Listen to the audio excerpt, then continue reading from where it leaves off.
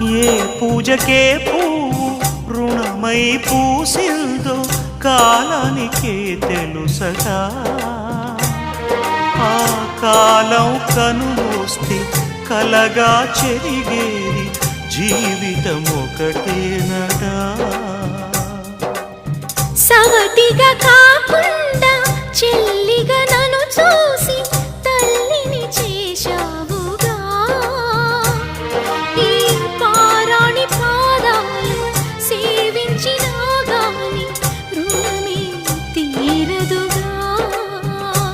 ఇది కలకాలమై ఉండగా